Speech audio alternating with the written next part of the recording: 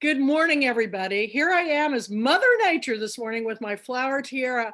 I am in my little cabin in the woods, Murphy's Law, here in East Texas, and I'm very excited today because I'm starting a new program, real conversations with real authors about their books and how we made this wonderful connection because we all came together because of our love of reading and writing and sharing our stories and literacy. So we're going to begin. We may have a couple more jumping in, but I wanted to get this started.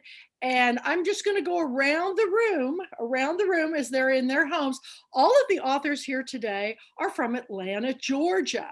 And the reason why is because these are some of my newest and my oldest friends that knew each other maybe a little bit, but they're going to get to know each other better.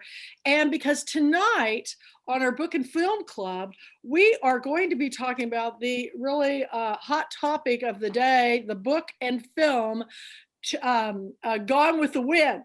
So, and I've got some stories about that too. That's going to be with Robert Waltney as my co-host for my book and film club. And I also sent you guys a link. If any of you want to jump in and tell your story tonight about times we've been in Atlanta and your experience with the story, we would love to have you. So that's up to you.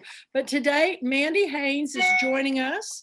She is the executive director for the Pulpwood Queens, International Pulpwood Queens and Timber Guys Book Club Reading Nation. And she is calling in from Fernandina Beach, Florida. It's a little island off the coast of Florida. Good morning, Mandy. We're recording and we're going to be talking about how we all came together because of reading books. So I'm going to start out, actually I'm going to start with Jennie Hilderman, because Jennie goes back the furthest with me as far as how we met. And years ago, when my first book came out, it was called The Pulpwood Queens Tiara Wearing Book Sharing Guide to Life. My publisher, Grand Central Publishing, sent me on a tour throughout the South. I had 27 stops. I went to 10 states. And all these book festivals and bookstores and radio stations and television stations. And when I was in the Atlanta, Georgia area, I went to Decatur and we did an event at a bookstore. I don't even think it's still open, Jennie, but at this bookstore and on all my stops, because I own the only hair salon bookstore in the country, they asked if I would do big hair makeovers because the Pulpwood Queens was kind of known. I guess our big claim to fame was, we had really big hair. And I really don't have really big hair, but there's something about that Southern stereotype that people think of Southern women as having really big hair, and we wore tiaras and hot pink. So I did that, was asked by Diane Sawyer of Good Morning America to do that. And it got a lot of people's attention, much the way Dolly Parton has gotten everybody's attention for her amazing talents. I decided that I would just go for it. So I was doing this big hair makeover and Jennie Hilderman was the winner of the contest. And now I'm going to let Jennie talk and tell about that experience and about her book. So tell us about yourself, Jennie. Okay. I'm a transplant from Alabama. I'm now living in Atlanta. I've been living here a good while now. And I went on a Sunday afternoon to this happening that I knew this woman was coming. She was very big and very important. And I was eager to hear what she had to say. And she was going to be working on somebody's hair. Anyway, I won the door prize. Now, you can look at me right now and you can tell that I don't have big hair and I didn't have a whole lot of hair for her to work with. That didn't stop Kathy 1 minute. She put so many pieces in my hair and it was big and it stood up high, so much so that I could hardly get in the car to drive home. I had to scrunch down under the steering wheel, and I'm already short, but I'm 5'2". You can't see since I'm sitting down, but I'm 5'2". So anyway, I had probably 5 feet of hair on the top of my head. My husband didn't know me when I walked in the house. And but he took several looks and he decided he kind of liked what he saw. So anyway, that was my meeting with Kathy. And then I went out to Jefferson, Texas for Girlfriends Weekend and had a wonderful time. Saw what fun that was. And then got a book that I have right here. It's As the Sycamore Grows. And it was the bonus book of the year when it came out. So I was very, very proud of that. It's been out for 11 years now. And I'll say it still has feet. I still am selling this book. People are still asking about the story. So I have written some other things in the meantime, but this is the one that I'm most proud of. And Kathy helped me in promoting that book. So thanks, Kathy. Well, it was quite a story. And I want you to tell a little of the premise of the story, but first I want you to read, didn't Rick Bragg blurb your book? I would love to hear that blurb. Oh, just thank you for asking and remembering. Yes, this is on the cover. It says, Jennie Helderman has taken a heartbreaking issue and boiled it down to human beings of flesh and blood and lost days and fearful nights. It opens the door on a too common human story and closes you in with it. From Rick Bragg. It's the story of a woman named Ginger who was in an abusive marriage relationship, and she was held in a cabin in the woods. The man who was holding her there wore a pistol at his waist. He had a long beard that came down to his belt. And he knew all kinds of ways to control Ginger and her friend and their children. She had to scrounge around through the woods and plant crops and do things to make food for them. He did not help. He sat in a hammock and chain smoked. But anyway, she managed to escape. She went to a women's shelter, and the long and short of it was that she became a very vocal advocate for women's shelters and for, abused women in the state of Alabama, and then even went further than that with some of her speaking. She became the voice for those who couldn't speak for themselves. We have remained friends. And we have done programs together where we would work doing CE units for first responders, for people who worked with abused women. And I also had to talk with the man who had abused Ginger and let him tell me that it was all a big lie. He said, no, he did it all. And furthermore, he'd do it all again, that it was women's job to do what men said to do. And so that was his, but he also told me, if she's going to be in this book and tell her story, so am I. So for 5 years, I worked with both of them, and I had his story as well. And it just happens that he died a couple of months ago. I did not know that. And I have been trying to think since then, what happens when the villain dies? Was there any redeeming quality? So I'm still dealing with that. I'm going to write something about that. It's going to be an article of some kind. But he went on and spent his life making other people miserable. And that's just, I hate to let that be all that can be said of him. So that's going over in my head, what to do to talk about what happens when the evil person dies. How do you wrap that up? How do you say goodbye? Is there anything that you can find from their life that is a good spot? And I think surely I'll find something there. Oh, I know you will.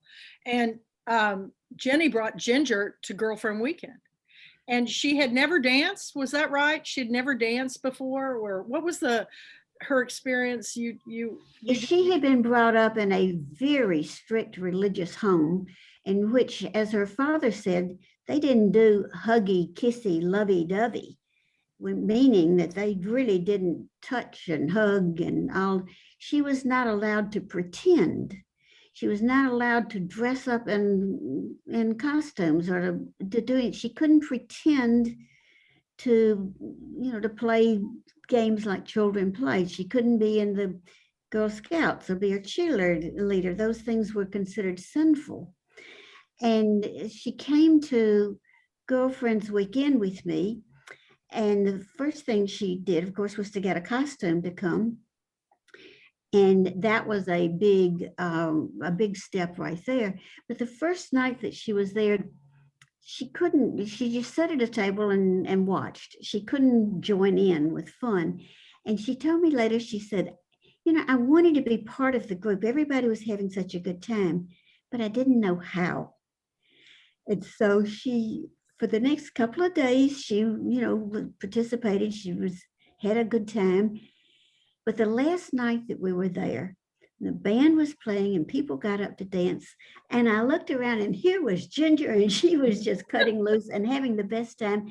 And she'd never been able to have fun with women and out like that. She just didn't know how to turn loose and enjoy herself. And so I thanked Kathy for that experience, for Ginger, because it meant so much to her and it meant so much to me too.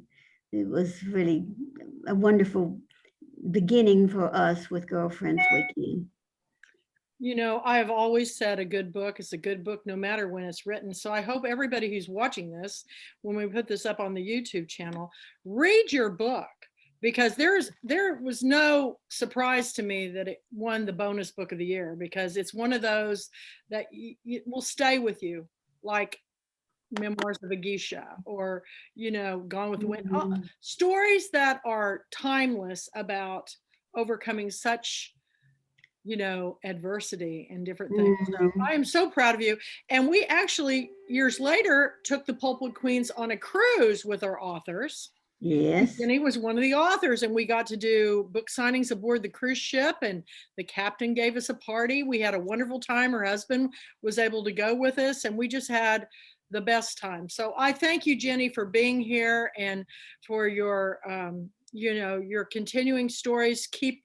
I want to read that story so bad. So keep writing and we'll keep reading. Now I'm going to jump to Bobbi Kornblitt, because Bobbi also is in Atlanta. Now I've stayed with both at Jennie's home and I've stayed at Bobbi's home. And let me tell you, Atlanta's pretty fine, y'all. I had a wonderful time staying at both of their homes. But Bobbi and I go not as far back, but we go pretty far back. And she had a wonderful, she's got several books, but her story is one that we all kind of dream of. So I want to let you share your story of when we first met and about your books, Bobbi, because they're pretty incredible too. Oh, thank you, Kat. And I'm honored to be part of this group, this initial group from Atlanta. And there's a network, an Atlanta network. I used to write for local newspapers, community newspapers, about the fun things in life, food, travel, and the arts. And so at one press club meeting, I met a marvelous woman, Echo Garrett, who was one of the authors whom you championed. And Echo told me, I've just finished my book, my first book, Prop, Shelter from the Texas Heat. And Echo said, well, there's a woman in Texas who has a fantastic book club. And she told me about Kathy. And I said, well, I need to meet her and present my book. At the time you were doing the show where you were doing hair, and you were so kind, and I asked if I could come to Jefferson. I was living in Atlanta. And out of kindness, you said, well, I think that I could do more for you if you went to New York with me to the Pulpwood Queens book club excursion. And to jump around, that is an anecdote and a story which I included in the 20th anthology, 20th anniversary anthology of the Pulpwood Queens, when I was invited to participate, was to chronicle that magnificent long weekend in New York with many authors and Kat. And so she selected my book, my first book, Shelter from the Texas Heat. I'm a Texas-born girl. I grew up in Dallas, and I was affected by Kennedy's assassination, quote, in my own backyard as a girl. I don't know how old I was, but I was a girl. And that memory stayed with me for decades. And finally, I went to community education in Atlanta, took a writing class, and I'd been an advertising person, but I took a fiction class and wrote my first novel. And it's a story of friendship, loss, and keeping secrets. And Kathy embraced it and encouraged me. And it's a story of a girl who was affected by this assassination and how it changed her feelings of safety in the world. It's multicultural, it's racial, it presents racial and religious prejudice. My main character, Rachel Frank, is a red-haired Jewish girl, but I'm not Rachel. And her best friend is not Jewish. And their journey through life, and many different groups have enjoyed it, some seeing the rituals, and it covers the turbulent 60s. So my first time at Girlfriend Weekend was 2013. And don't tell me 13 isn't a good number. It is. I was so pleased that Kathy looked at this book, and I'm honored that among its awards, the American Library Association picked it as one of the top 50 books with JFK. Mine's not a conspiracy novel, it's how tragedy, global tragedy, can affect the individual. So as time goes on, I decided to go to graduate school. After I wrote my first book, I went to Kennesaw State University. My advisor was Tony Grooms, a magnificent author, many of you know. And I wrote something that also reflected my background as an adult. I went to UCLA and then I used the University of Texas, but I ended up living in Los Angeles and working in advertising. And there I met my late wonderful husband, Simon M. Kornblitt, who became was a madman and then became a head of Universal Studios as head of worldwide marketing. So there I am with the Academy Awards, Cannes, every festival, the Golden Globes, the Grammys, the Emmys, whatever. And that life was larger than fiction. So again, it's all fiction, okay? And it's called Red Carpet Rivals. And this is a story of characters in Hollywood jockeying the top. You have a strange superstar couple, a female movie marketing executive, and a female publicist. So sometimes they're rivals and sometimes they join together. And so it turns out my book tells the working of studios, stars, and scandals. It came out right as the biggest scandal broke. And I am probably the first Me Too novel about Hollywood that was published. And thanks to Kathy, she selected my book again. I went to Pulpwood Queens Festival 2 years in a row. And the book it just tells the exciting journey along the red carpet, the most famous red carpet in the world, although I can't say the O word. I have made a fictitious famous ceremony which mimics the Oscars, of course. And my characters try to win their awards and best their competitors. So it's fun. I enjoyed that life. And this book, quote, as they say in Hollywood, still has legs because during Academy Award season, groups like to hear about the novel. It gives you the inside story of movie marketing, but it's also relationships. You have to care about the people. There's love, there's romance, there's intrigue, there's business. But also in my book talks, which Kathy is so kind to have me scheduled, that I will also talk about something about the movie business and your popcorn that you buy and the intrigues of some of the celebrations and walking on that red carpet. So I'm very honored that you selected both my books. You've always said you champion your pulpwood authors. And of course, you're a dear friend, and the people that I've known, that's my network of wonderful authors and friends and readers that keep growing because of Kat and the inclusiveness and the wonderful support she gives authors. So thank you.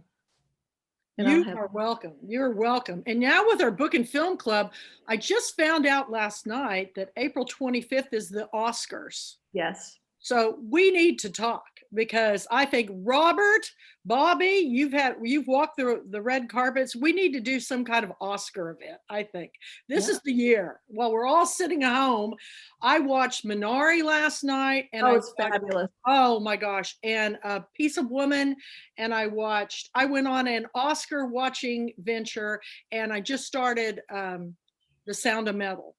Oh, so I've already seen Mank and a couple of the others, but White Tiger, oh my gosh. So I'm ready. I always try to watch as many as I can before the Oscars. And now that I have become such a big film and book person, I have gotten into Filmfare Awards, which I've watched all the Bollywood films. I'm so hoping Anju would be here today, because Anju is from Hong Kong, and she's married to a man from India, Anju Gatani, and she's got a wonderful new book, the beginning of a series called Love and Duty, that is supposed to arrive today. And I was so hoping she would be here, because she's as big a Shah Rukh Khan fan as I am. In fact, one of her characters in her new book is based upon him. So, I mean, I cannot wait till Barbara gets me that book here today, but we'll bring her on board when she comes, but we'll talk. I'll talk to you, Robert. And we have our conversation is coming up in April before the Academy Awards. Yes. So we have that date. Yes, I've got it on my calendar, but I do think we need to do something. We'll go Hollywood. We're going to go Hollywood. That's right. I have to get out my really Hollywood leopard and blonde wig. But anyway, so now we've got some new people that have come into my life. And one of them is Robert Waltney. And Robert came for the first time ever to Girlfriend Weekend this year. And I kept thinking, he was at every event.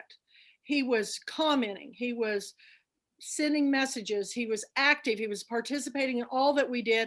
And I wanted to know more. And I found out that he has a book coming out, and I just finished it. And I'm going to tell everybody this, it's going to be in my blurb. It's called, I got the advanced galley of the cicada tree, the locust tree. Anyway, I'm going to tell everybody before he talks about it, that and I picked him as my co-host before I even finished the book, because he has such knowledge of films, and he's a film buff like me. And so he's my new co-host, and this will be the third show tonight. So I hope y'all can come, because we're having so much fun. But Robert's book, there's these children characters in it, and they're having conversation. And writing conversation and dialogue in books can either be really great or go really, really wrong. But the highest mark that I have for a book is To Kill a Mockingbird. And the conversation between Dill and Scout and her brother Jim resonates in me. I read the book every year. I watch the film sometimes multiple times a year. It's my favorite. But as I'm reading the characters of the children in this story, the Edames, all of them, the children that I'm reading about, I forgot I was reading, and it struck me the same way the same conversations did in To Kill a Mockingbird. This is a great book, and it's hard to believe that's his first book coming out, but I'm going to tell you, it is great. And the fact that the characters are the main characters are girls, and a man wrote this book. I also was struck by, I compare him to Arthur Golden in Memoirs of a Geisha, because I still cannot to this day believe a man wrote that book. And the way he talks from these little girls having this conversation, highest mark. I'm telling you, it's really great, The Cicada Tree. But every book that I pick, I don't pick any books unless I give them 5 jewels in my mandatory tiara. they've got to be the highest mark, every book that I pick. And so I'm very proud of Robert. He's a brand new friend, just known him since January, and we're on this journey together. So I want Robert now to just talk a little bit about who he is, what he is as a writer, and where the story came from. Those are kind things to say about the novel, and I'm glad that you feel that way about it. Ew. So I'm in this bizarre place of being a debut novelist, and it's a dream come true, but it's very surreal. And of course, I'm very nervous about it. I've had an opportunity to witness firsthand Mickey in the release of his book, American Judas. So, I know a little bit about the angst that comes along with releasing a book. And I've had great support through my critique group. But I grew up in this. I'm a child of the '70s, a teenager of the '80s. So I've only ever known the South. I actually was born in the Netherlands. My dad was in the service. My mom lived in Germany, and I was born in a Dutch hospital. So for a very brief period of time, I had dual citizenship. But we moved back. We came back to the States probably when I was around 2 years old, I think. So I really have very little memory no memory of those years. So all of my life, with the exception of being born abroad and living there for 2 years, I've only ever lived in the South. I grew up in Cairo, Georgia, which is in Grady County. My mom and dad still live there. So, I'm deeply rooted in the South. And when you were mentioning, I guess, the authenticity of children's voices, maybe inside I'm an 11-year-old girl. I don't know. I could be, except that I had a lot of strong female support growing up in those early years, and I always gravitated toward women and their conversations. I guess the men in my life, who were all very strong providers, but not really demonstrative with affection. So I was always drawn to women. And when the family would come together for events, the men would gather in the living room and they would watch sports or talk sports, and I would sort of sneak into the kitchen and hang out and listen to the conversations that my mom and her sisters and my grandmothers would have, because they were always far more interesting, in my opinion, than talking about football. And I've always been a person, I think, who sort of lived on the fringe. I've sort of dwelled in corners, and I'm a good listener. I've always paid attention to people around me. So I think that's probably how I was able to nail the female dialogue. I felt very comfortable with it. And I think too, growing up gay in the South, certainly in the '70s and '80s, was not an easy road. So I think that that there is an emotional connection that I have with women that has always drawn me to strong female characters. And the Cicada Tree started off as a completely different novel. I was about halfway, well, I don't know, maybe about a quarter way through a novel that was going to be told from the point of view of an 11-year-old boy. But I was so fascinated with his mother and was wondering, why is she the way that she is? How does she come to be? And that's how Grace Newell came to be, and how Annalise Newell came to be. So Annalise Newell was the boy's mother in the first novel I attempted to write. And I think more than anything, all those years ago when I started, I wanted to be a funny writer. I really didn't know who I was as a writer. I really didn't know what my voice was going to be. I thought that I would be the next Augustine Burroughs, which it just, wasn't in the cards. I loved Running with Scissors. I loved all of his memoirs. Dude, I did too. But I can write bits and pieces of funny, but when it was all said and done, I was most comfortable, in the genre of Southern Gothic with elements of magical realism. And I can sustain humor in bits and pieces, but it's not something that I think I could do for the duration of a novel. Mickey, on the other hand, he is quite funny in his writing. But But yeah, I think that, I excel in the melancholy. I don't know what that says about me, but I do love a darkness in literature, and I don't like things to be wrapped up in tidy little boxes and bows at the end of a story. It's really great. Well, and you have other jobs besides what you're doing. So tell the listeners what else you do besides this. I mean, you're juggling a lot of balls here. So, well, by day, I've worked with Easter Seals North Georgia Children's Services in Atlanta since I moved here in 2000. I started off as the director of human resources. I moved to Atlanta from Tallahassee, Florida, where I attended Florida State University, and I worked in state government. Before I moved to Atlanta, I was director of human resources for the Florida Lottery and for Florida State Hospital. I've got lots of great stories about Florida State Hospital, which is the state's mental health I want institution. to read those stories. Yeah, it's in Chattahoochee, Florida. Anyway, I won't digress, but I moved to Atlanta to take the job as director of human resources for Easter Seals North Georgia. And right now, my present role these last 6 years has been vice president of early education and care. And here in Atlanta, we serve and support families who have children 6 weeks up to 5 years of age.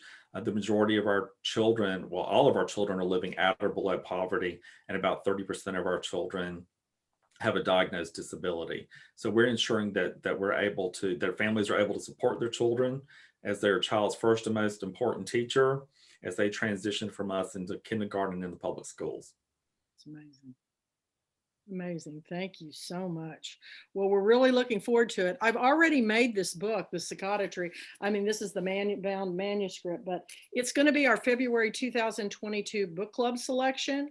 So I'm very, very proud of this book. I will be blurbing this book and shouting it from the rooftops, as I have all of yours.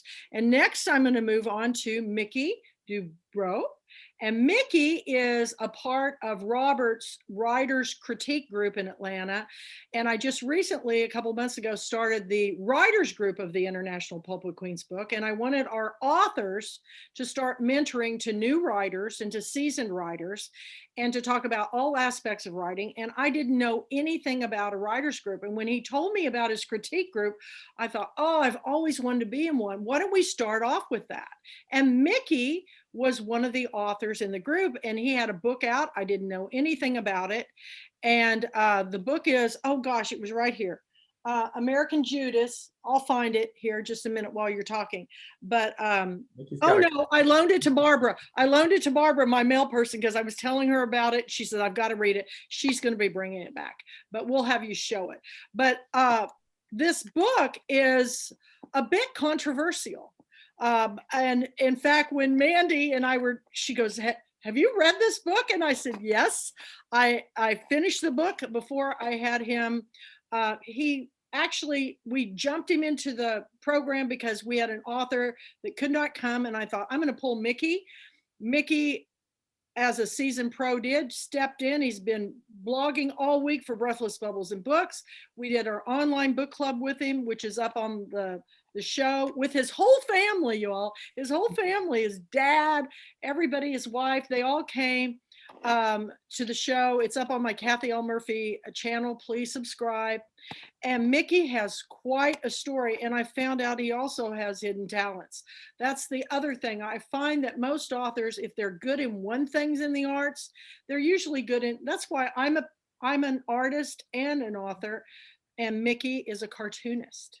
So Mickey, it's time for you to tell us your story. And it is a good one. And I am so excited about it. And I'm working his book into my program for 2022. So let's hear about American Judas. Well, I got involved with all this thanks to Robert Gwaltney and like you said, our writing critique group. And he was great about getting us involved and helping me meet Kathy. So a lot of thanks to Robert. I probably owe him something like a drink when all this is over. Coffee. Yes. Vodka. Yeah, yes. The book is American Judas. The basic storyline, it's a dystopian novel that imagines what America is like after they establish a national church and Christianity becomes the only legal religion, and the Ten Commandments become law. It follows this couple, Seth and Maggie Ginsburg. Seth had converted to Christianity, but then he rediscovers his Jewish roots, and now which is illegal to be Jewish at this point. And at one point, the government finds out, and Seth and Maggie have to go on the run, and they try to escape to Mexico. But the border is closed, where now the United States is keeping Americans in rather than trying to keep Mexicans out. So it is satirical. There is a lot of humor, but there's also some very serious things. I think one thing about satire is it still has to have a good plot. It still has to have a good story and a message to really resonate. And for me, this all started, I live in Atlanta, Georgia. I grew up in Chattanooga, Tennessee, which was voted the #1 Bible influenced city in America. And so I knew what it was like to sort of live in a Christian nation. They were very well-meaning Christians, but they were always trying to convert me.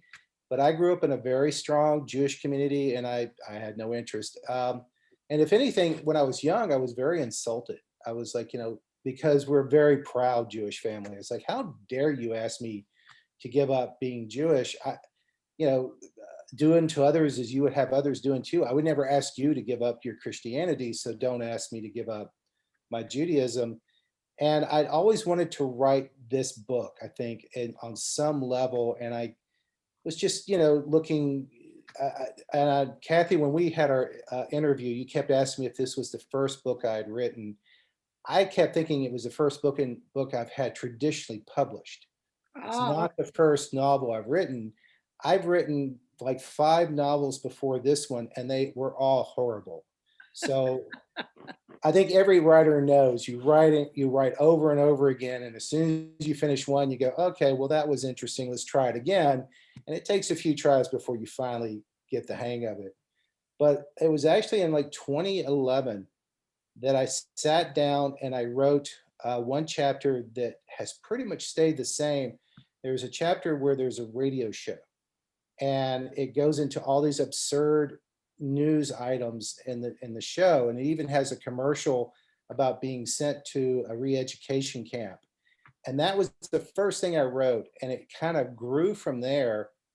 I finished it about 2012, and on all those other novels, I tried to find an agent, no luck. This one, immediately I got an agent, and I thought, okay, this is the one that's going to take off. For 4 years, she tried to sell it. Nobody would take it. We went to smaller and smaller publishers. My favorite comment was someone in New York said, I just don't see this happening. Obama's president, we're post-racial, no problem with religion. I don't know where you're getting these ideas. And I was like, please come to the South. Please come out of New York and you'll understand. And my agent actually gave up, and I don't blame her. She had other things to do. I kept sending it to smaller and smaller publishers till finally there was this publisher,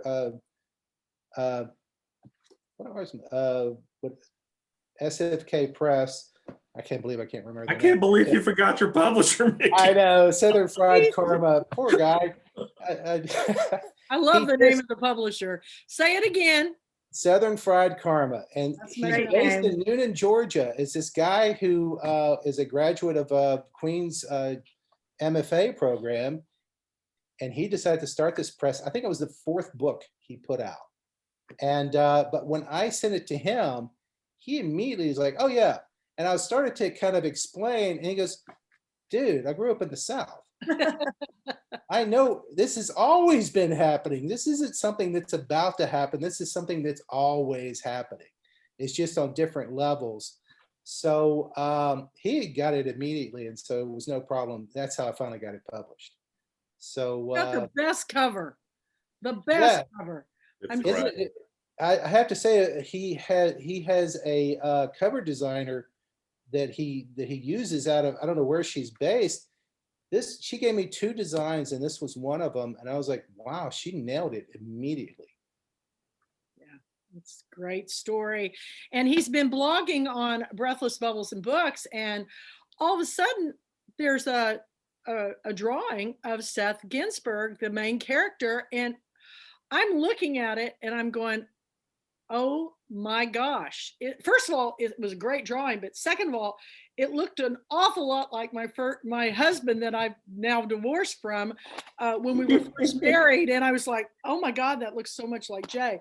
But anyway, he since then did a drawing that he posted too of Maggie. But it's quite the story. I hope everybody reads it because it's a conversation, just like today. This is a conversation. My whole goal in life, my whole gifts and passions are helping authors get their books in front of people and read. Books that normally wouldn't get seen. I am looking for the story that hasn't been told, and Mickey, you nailed it. You nailed it. Mickey, I can't wait to read your book. I've lived in the South in Alabama all my life, and I've lived it too, but on the other side, it's going to be wonderful. I can't wait. Thank you. Great. Well, and tell us about your family that was there. I mean, your dad was how old? 94. He did not look it at all. He was great. He was having some hearing problems, but super guy, super. Your wife was there supporting, your sister and brother-in-law. You know, family is important to me. And the way your family rallies around you in your book, because I had the exact opposite thing happen. My mother called my publisher and tried to stop it. And then my book signing in my hometown, my youngest sister showed up and told everybody to leave. It was a book of lies. It ended up being the biggest book signing ever because everybody had to have it then after she's it was a nightmare for me at the time. But I love both my mother and my sister very much. But I think oftentimes, and that's a story in itself, all of these make these connections with each of us. And your story will make connections with others. Oh, mine was right beside me. Here's the kitty. We've been sharing our cats too. Oh my gosh. That reminds me of Farolina. She was just here. Oh, we're cat people. So we always share, and Bobbi, I'm sure, has got her little. I'm looking for Gigi. She's usually right next to my. And then where's Miss Pearl? I don't see. Sleeping. She just got in trouble. Oh, that's why I had to step out for a second. The neighbor's cat jumped over the fence, and it was a little drama I had to take care of because we're not cat people. I'm a cat person, but my dogs aren't. Yeah, so that's what we deal with. But Mickey, you've got a great book. I'm very excited about you as a new friend. I think you have a heart of gold.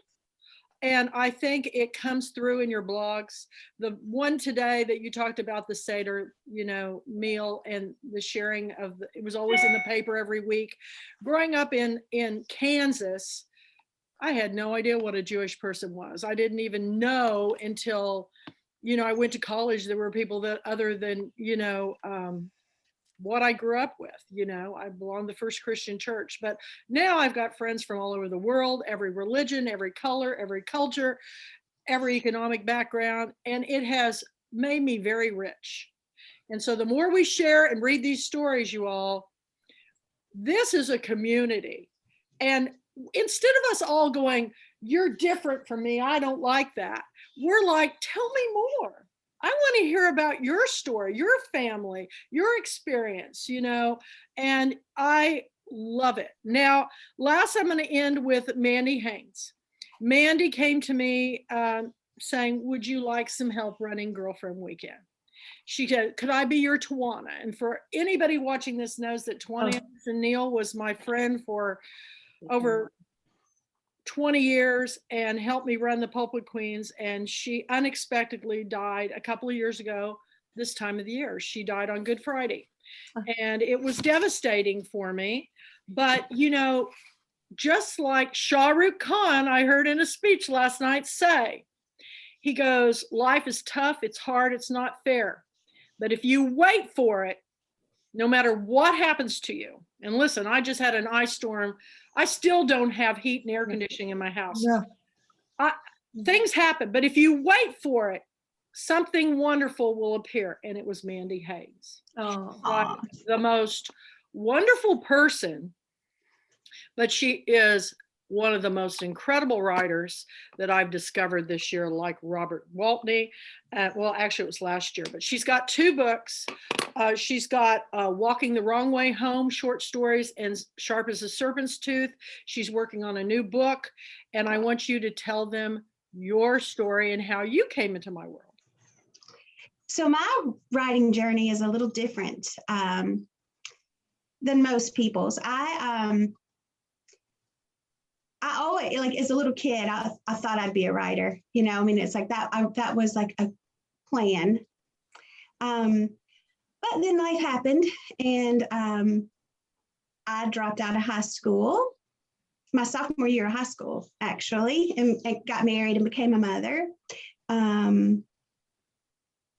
And, you know, just everything changed. A lot of good things came from that. My son, like, you know, that was such a gift. It's like, I have no regrets. But I just then, you know, I thought, you know, the writing, I just couldn't even think about it. Everything else was going on. And then, but I love to read, you know, so I was a crazy reader, like it just, you know, 3 novels a week.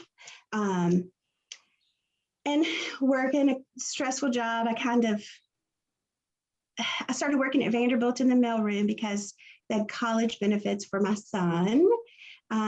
So everything was just focused on my son. And so for 26 years, I worked at this crazy job that was like, you know, long drive away. And, you know, you just, you know, my life was just, you know, everybody else's life. But then when my son was in college, I was visiting my cousin in Lebanon, Tennessee, and she wanted to go to a open mic thing at this little, it's called the Perfect Cup, a little coffee house. And so we were going, it was local music, you know, and so we thought, oh, it'd be fun. But I met a lot of writers there. And they had a writing group, and they were like, oh, you've got to come back to our writing group. And I thought, oh, okay. And they were older, like, I don't know, I think I was the youngest one in the group, you know, and it's like, gosh, Robert was 70, like, you know, they were like, so I thought, I'm going to go for the stories. I didn't think I'd really be doing much writing because I hadn't done any, you know. Thank God you went. So the first time we met, you know, we were just playing around. We were all talking and nobody was in a writing mood. So I said, y'all, I had a piece of paper. I wrote a word. I said, just write the first word that comes to your mind. So we passed it around the table. And then I said, okay, we got 10 minutes to write a story or a poem or anything, 10 minutes to write something. And that's what started it. And they were like, and it just was like magic, like everything fell into place. And whatever I wrote that night, it was, you know, weird how it just happened.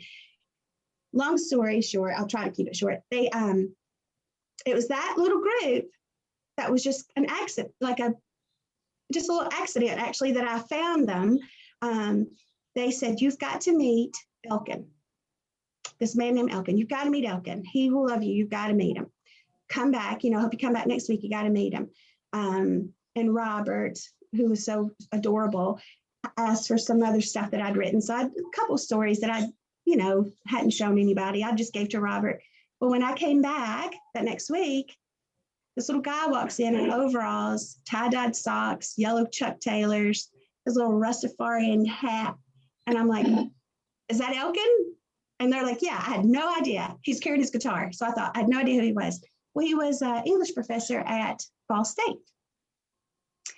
And he taught creative writing. I didn't know any of this. So he sat in on the meeting, and then it was Elkin Brown is the one that started it all. He turned a couple of my poems into songs. He actually recorded. He really encouraged me to keep writing. And I said I wasn't writing. I was, but I wasn't. To me, it was just something for me. And I had an idea for a novel, and I'd written a little bit. So I gave him the chapter from the novel, and I didn't know he did this. He submitted it to Fall State's a contest. It won first place. So my very first submission. And then Blackbirds now. I don't think that was a cat bark. But anyway, I could talk about Elkin for, oh God, I mean, I could just talk about him forever, but it was him. Elkin Brown is the one that encouraged me to write. And at the time I was dating a guy who was very successful. We'd gone to school together and we'd met. Well, and I thought that was going to be where my life was going, you know, and just take care of this man, you know, like another, again, my life. Because he said to me, he said, it's sweet, doll, that you want to be a writer, but who would publish you? You never finished high school. Now, I was working at Vanderbilt University Medical Center at the Children's Hospital doing cardiac ultrasounds at that point. You know, it wasn't like I was some, you know, Yeah. Dairy Queen worker. Or living off welfare. Never, you know, even though married at 15 and had a kid, we never, you know, I worked really hard for what I had, but that stuck in my mind. I really did. I heard that when I wanted to, you know, when I think about writing, I'd hear Mike. Well, Elkin, after that story won, he asked if he could give some of my stories to his students. And I was like, yeah, not thinking that anything. Well, a couple of weeks later, he asked me if I'd come to his class and talk to his students. And I was like, first time I'd ever stepped foot into a college classroom, you know. And come to find out they'd read my story. And I think 6 students, they had read everybody. Like, he was wonderful, like Zora Neale Hurston and Toni Morrison and Cormac McCarthy, Harry Crews. 6 or 7 of the students picked my story to write their final essay on, which blew my mind, you know. So he, you know, I owe that all to Elkin. And in the middle, so my son had gone to college and I had all this free time. And then after that, won the award when I got my copy of the #1, the little anthology, my coworkers were like, dang, Mandy, I didn't know you were a writer. You know, let's read some of your stories. Because they're always like, you're a great storyteller, you know, my whole life, because I'm a class clown, cut up, talk, and love to hear stories. So they're like, I'd love to read some of your stories. So I started submitting them to the Vanderbilt House Oregon magazine. Every submission won. Every year that I submitted, I won. So then my coworkers and the doctors I worked for, they started like supporting me. And what was really funny, and I love what Robert said about you're just kind of drawn to that dark story. Everybody was so surprised when they'd read my stories because they're, you know, they touch on some really serious subjects. Because they were like, God, Mandy, you're always so funny and silly. They thought that my stories would be, you know, more, you know, satire. So that was kind of cool. God, I'm talking all over the place. I'm trying to stay focused. But then with Elkin, and he opened that door, like he gave me permission to write. And when I said, and of course I'd gotten my GED, but I'd never gone to college. And I told Elkin, I said, I think I want to go to college. I think I want to take a writing course. And he said, don't do it. Don't do it. You have what we try to teach students. You don't do it. You might get a teacher that's not that good who will change your voice. Don't do it. You keep doing what you're doing. And in the middle of all that, I met my third ex-husband and we were married for a while, and he's a musician who friends with some of the biggest songwriters in Nashville. Like you hear their songs on the radio all the time. They're writers. So Richard, you know, we have our things. We're still good friends, but he was not a good husband.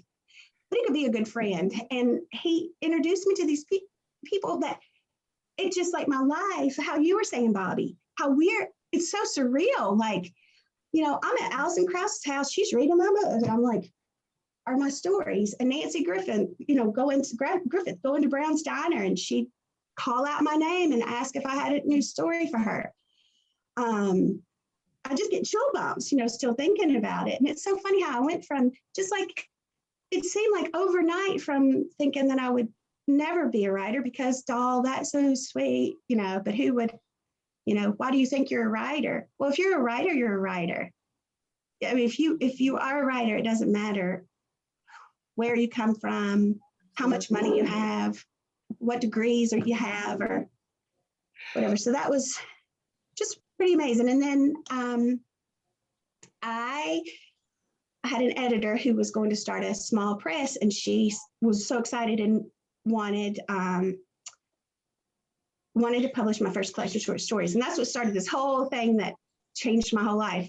I was excited and thought that was good. So I started getting endorsements, and I reached out to some, pretty big people. Sonny Brewer, I'd gone to, I love Rick Bragg. Oh, it was Rick Bragg and Sonny Brewer. It was a writing conference in Atlanta.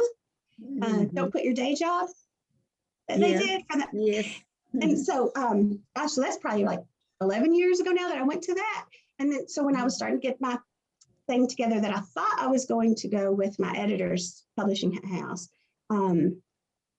Sonny Brewer, I just sent him an email, said, I know you don't remember me, but I came to your thing, and I'm doing this, and could I send you some of my stories? And he was so nice. He was like, sure, yeah, I'll get back with you. Well, he didn't get back with me. It'd been a while. And I thought, okay, I'm not supposed to do this, but I sent him an email and I said, all right, I don't even know, like, it's killing me. Did you like them or not? Like, if you, I didn't expect an endorsement at that point because it'd been so long, but so I thought, he sent back, here's my phone number, give me a call. Oh, my goodness. Tomorrow at 11 o'clock while I was at work. So I took a break, went to the stairwell and called him. We talked for 45 minutes. He just bragged about my writing, said it was the real deal. I did not need to go with her. I needed to go traditional publishing route. I still get shaky thinking about that. Like, it's just crazy. And we ended up becoming really good friends. And he introduced me. He said, come to Fairhope. I want to introduce you to some authors, Suzanne Hudson. And the funny thing is how it all goes back around. All these authors were Pulpwood Queen in that community. And I was so dumb. Making me cry, y'all. I didn't even know. So Suzanne Hudson and Joe Formicella, I can't even remember all the people that I met, but this makes me laugh too. It's all the whole thing with Sonny Brewer started with a conference, Don't Quit Your Day Job. And Sonny was like, you need to quit your job and you need to write full time. And we have laughed about that and laughed about it because my job at that point, my son now had graduated college. He was married and doing well. I was in this stressful job that I working with in pediatric cardiology, and I never learned how to separate myself from families and, the patients. It was a really hard year, and we had lost like 3 patients that I was so close to. And one of the little girls' dads asked me to write the obituary. Oh. And I thought, okay, I don't ever want to do this again. Like, I do need a break. And it was all just happened at the same time. And Sonny was like, take that chance, Mandy, and do it. So I put my house on the market when I had an offer through the house, but it fell through. But when I had my offer, the contract was, I quit my job, gave everything that wouldn't fit into my van away, and then the offer fell through. But it all worked out. And I ended up here in Fernandina. I got so overwhelmed with the whole publishing thing and waiting, and I thought I wanted to publish my first book before I turned 50, that I just decided to self-publish. I thought I'd already had it professionally edited. I had some critiques. Suzanne Hudson helped me out so much. I mean, her critiques, she's awesome because she's 100% honest. Like, she is not gonna BS you. I love her. Yeah, that's exactly what you need. I had an artist do the cover. And I'd bought a house here that I had to remodel everything. I'm still not finished with the stuff, but ripping out floors and putting in windows. And in the middle of all that crazy chaos, I published Walking the Wrong Way Home. And I've sold over 1,500 copies on my own, like, not even knowing what I'm doing. So I'm happy. And like, I've had George Singleton, who I'm a huge fan of. He actually read it and he said, Slick, you need to go the traditional publishing route, which makes me so happy. But I'm at the point too, I was like, I'm just so glad people are reading my stories. I don't even know about that other part, like the rest of it. Like, why? I don't, So I'll figure it out. Like, this is such a great community, you know, to hear other people's stories and learn from other people's stories and figure out what I'm doing with my next, because I've got a novel in the first draft, and I've got another novel that's about half the way finished. And I just started a new project with a nonfiction thing. So I got to figure out what I'm doing. I don't know, but. And she's the executive director of the Pulpit Queens now, You got a too. lot to do with you. Yes. Oh my gosh, she's amazing. She's an artist, and I'm tell them a little bit about our collaboration. I'm going to show them here. Oh, it's so fun. So I've always, like, actually the way I paid for my son's books and room and board, because Vanderbilt paid 70% of the college tuition, but the books and room and board were still on me, or on you know, him, but I didn't want him to have a lot of student loans. I only had one son, and I just really wanted him to, you know, enjoy. Can you guys know. see this painting with this light? Oh, yeah. That is a collaboration. I'm doing alcohol ink paintings, and she's doing these felted wool light fixtures. And it's up on my Kathy L. Murphy artist page. And but anyway, I've got 2 more of her fixtures coming because we've got a gallery show coming up here in Texas, and I'm very excited about collaborating with her on the art. And and tell them about your audio, with Teresa Backen. That was wonderful. Well, she has her second episode up with Oh, Daniel Wade. It came out. Oh God. She is amazing. And he reads his story in this. She doesn't read this story because she's a narrator, and this podcast that she does. And it's just the coolest thing because I was expecting to hear her voice, and it's like, oh, he's reading his own story, which is great. But she's doing the interview, and I just love how I love her. So she just knows what to do. She's just doing it right. Like, yeah, so that was cool. I was so excited that I was her first episode. She sent me an email after we talked. Y'all, I did not realize that she was recording the interview. My goodness. It's just like right now, y'all look so pretty. I was working in the yard, and I've still got to go back out. So it's like, I'm always like this. We did ourselves. So I thought we were just Zoom as we could see each other, and that she was just going to get a few things to write down for a description. I didn't even know that it was that she was going to record the video. And so when she sent it to me, those are the best. Okay. and so when she sent me the email after she did, she said, Mandy, I'm in tears. Like, this is one of the most honest, because I didn't know. This is one of the most, I've ever done. And I just listened to it and cried. And I thought, and she reads something more, which is a story that I wrote on the way to Fairhope that, I wrote it in a day. I wrote it in a day. And I love that story. Because my stories are like I love, like, Mickey, the genre that you, like, this story that you, this is why I told Kathy, I said, oh my God, like, this is good. This is like this is a great story. People need to, it's going to make you think. And it's it's not what's happening now, but it is. Yes, it is. Yes, it is. And then, like, Robert, your cicada tree, oh my gosh, you know how much I love it, because I've been telling you forever. And Kathy, it's like I've chewed her ears off about it, because you're such a great writer, and you have that the Gothic, the like what is it, mysticism or magical mysticism? It's sort of I don't know, it's like this hybrid of things. It's Southern Gothic, it's magical realism, and magical realism. Claire Fullerton said that it has surrealist qualities to it. Can't wait to read it. Sounds wonderful. Oh, so Bobbi, you're going to love it. You're So going we to love have- it. The passages that have been posted are just magical in themselves. The language, the images. And the video that you've got, Claire doing the gorgeous. narration. But Yeah. here's the deal, you guys. So we've got authors that have been with me. We've got new authors that are with me. I've got going into 21 years, and people go, they act like it just happened, but I go, I've been in internet, I was just interviewed on Author Talk down in Houston. They said, so when did you become an international book club? And I go, I've always been an international book club, but I decided for my 21st year that I would state that I was an international book club and that changed everything. Wonderful. When we had Girlfriend Weekend, all these authors out of the country go, oh, you're doing a virtual? I'll come.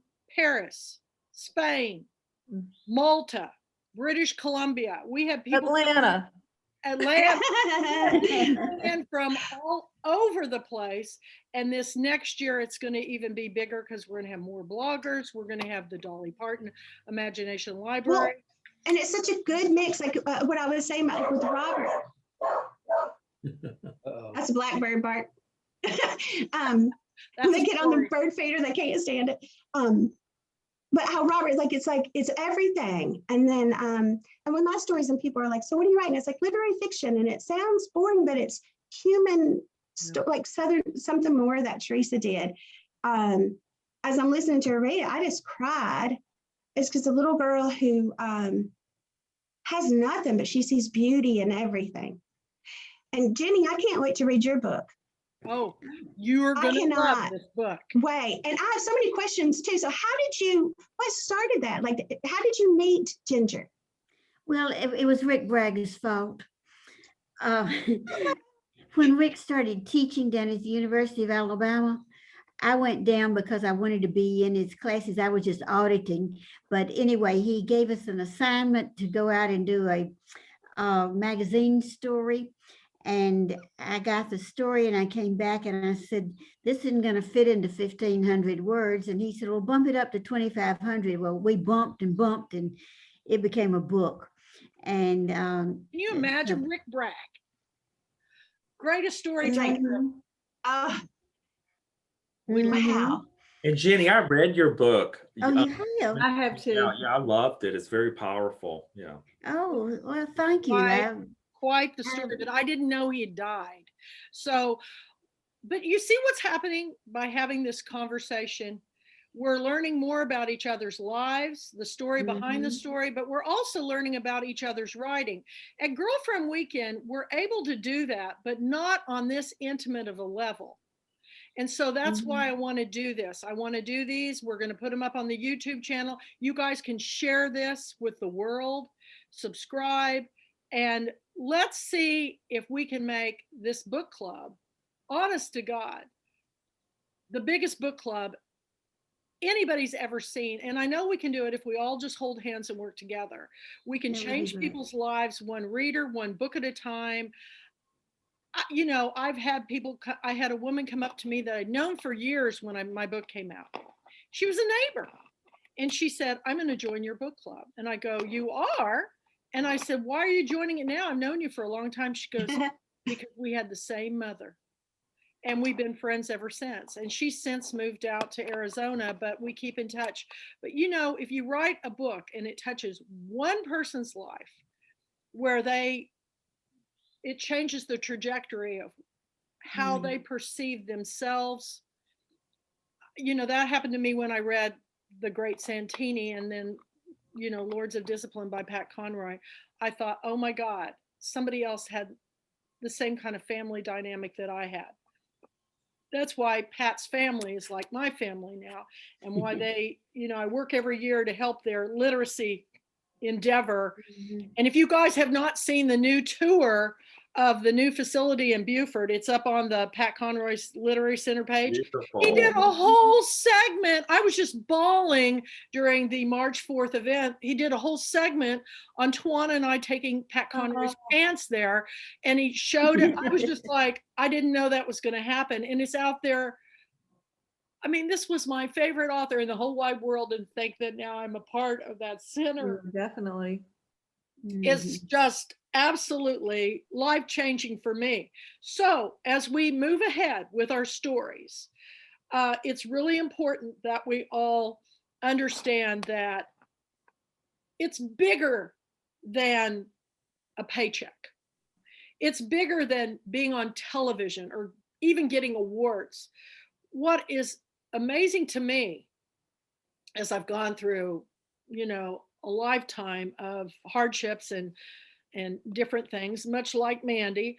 I have learned that the richest things I have in life are all of you. How you came into my life, I think about all of you all the time. Mhm. I've been thinking about you, Mickey. I've been thinking about you, Jennie. I've been thinking about all these things, and I appreciate even more when we're together. Because as I walked up those leopard stairs in your home, I'll never forget. She had 4-level townhouse, and they were wrapped in these plush leopard. Well, I love leopard print. I was just like, I was thinking about staying in that bed that was as big as a house, or staying at Bobbi's and looking out an entire view of Peachtree. 180 degrees, and Twana and I staying there. Oh, I love having you. And Jennie Aw. coming over, and I can't wait to meet Robert and Mickey in person, and Mandy. I haven't even met Mandy in person. But we talk every day. In fact, one night we talked for 7 hours. 7 hours. But today I found out even more things about her. I did not know you were born in the Netherlands, Robert. Every time we have a conversation, Mhm. another layer is revealed, every Well, Go ahead, like Bobby. you said, I always tell in my book clubs how I came across you, and I say your net worth is your network. And I probably heard that from an author at Pulpwood Queens weekend, but it's true. The connections, and you can see today the names that swirl around, the beginning writers who start with a contest, as I did. My first chapter was a short story for Shelter from the Texas Heat. It became chapter 1. And just how we start, we put the words down on paper and get our stories out to the world, and where they go is a wonderful journey. And again, connecting me with these lovely neighbors now. But Kat, you've just been a catalyst to many good things in my life, and it continues every day. And I thank you for the interview you're going to give me on April the 8th at 7 p.m. Central Standard Time Yep. for Red Carpet Rivals. Bit of Yep. Hollywood. Then I Gonna guess do we'll it. get You all more. come back. I'll send you the Zoom. But I've been teaching, I fell down this Bollywood. I've watched every film out there, and I fell down this Bollywood trap, and I'm teaching myself Hindi. And I learned this word. It's called Okay. Chandadir Janu, and it means magnificent obsession. That's what this is for me. This is, we studied it in art when I was in college. And I've learned that, I may have delusions of grandeur, but really, I'm pretty well grounded. I know where I come from. I'm proud of my Kansas rural roots, but it's a magnificent obsession with me that I feel like I'm running out of time. I've got to get these books in the hands of people. And I thought, every day I wake up thinking, how can I do better? And today I knew we were going to do this talk. And I thought, this is going to be the beginning of the real conversations. And what I'm telling everybody, and we'll be telling the world, is years ago, I had a talk show that was sponsored by Random House. It was called the Beauty in the Book Show. Beauty in the Book was the name of my hair salon bookstore. And I bring authors in and give them makeovers and show their hidden talents and talk about their books, or I go out to them. We did everybody like Ann Martell and Anna Quinlan and Pat Conroy and Fannie Flagg and Lisa C. and Helen Simonson, Debbie Rodriguez. Frank Delaney. It was wonderful, but I was ahead of my time. I want you to listen to this, Mickey. I was ahead of my time because they wanted to shop it to television, but no interest. There was no such thing as Netflix and Amazon Prime at that time. So they just put it out there online on YouTube. Think about that. They're being watched more today, 13 episodes, Beauty in the Book Show with Kathy Patrick, than they were when they came out. So we are starting that back up. We haven't set a date. We want all of you on the show. Mandy is going to be my Ed McMahon to me being Johnny Carson. And I want it to be a little bit like Graham Norton. I don't know if you watch him, but he has so much fun with his people. And he said, I'm not an interviewer. I'm a conversationalist. That's what I am. I just want to talk. I want to listen. I want to learn, because the only way I can learn is listening to each one of you tell your stories. So I'm going to start this new YouTube channel, The Kathy L. Murphy Show, and we're going to be scheduling all of you to be on it. So Good. right now we're doing these little segments. We're going to do these segments. We're going to go around the country and around the world, and we're going to show the world that we can make this world much better if we'll only read. It's that simple. That's great. Isn't And that great? laugh, and Yes, laugh. yes, So we're gonna have a lot of laughing on that show. We're going to have a yes. laugh. We're going to have a lot of laughing, and we're going to have a lot of tears, whether it's through happiness or whatever, because, you know, everybody wants their story written. That's why we'll never give a bad review, because even the worst book, somebody took years out of their life to write it. And Mhm. even the worst book has a reader who will take something away from it. Well, no two people read the same story. That's right. We all bring our own experiences, our own education. And I feel like I don't want to be that person. I want to be the person. I'm not a literary book club in the sense of, you know, critiquing. And what I'm about is sharing the stories and the stories behind the story, because it's what makes us human. I want to be a humanist. I want us to lift each other up. I want us to join hands freely, past COVID, of course. I'm still waiting on my second shot. And I hope that when we do come back for Girlfriend Weekend in person, we'll be a hybrid. We'll have the virtual to bring in the international for those who can't come or can't get to our place, but we need each other. And the only way to make this world a better place is by sharing those stories. So That is great. I thank all of you for being my guinea pig for this idea. And I think it's going to be exceptional. So share, get all your friends, put this up on your website. As soon as I get off, it downloads and I put it up on the site and I post it everywhere. And then tonight, Robert and I at 6:30, which is 7:30 your time, will be having our book and film club. And I sent you guys the Zoom. So if any of you want to jump in, I'd love, Jennie, for you to jump in to at least tell the story about going to the Gone with the Wind Museum in Atlanta with you, Yeah. and our adventures when I was in Atlanta. But all of us have a story, and isn't it amazing that in a world that where so much travesty has happened in trials and tribulation in the past years, that we can still do something like this? You know, Zoom, I can't applaud them enough, because this technology, which I've had to learn thanks to Mandy, who's helping me, but is I feel like I am richer now than I've ever been in my life because of this. And So thank you so much. This has been wonderful. I feel like I've got new friends here. I'm going to have to bow out because yeah, we all do. Yeah. yeah. You tell your Thank you, husband Public hi. Queen. Oh, thank you. See you the 7th, if not tonight. Robert tonight. Mickey, are you going to be going all weekend for the blog? Yes, ma'am. Fantastic, because the one today, go to Breathless Bubbles and Books on Facebook to read all about it.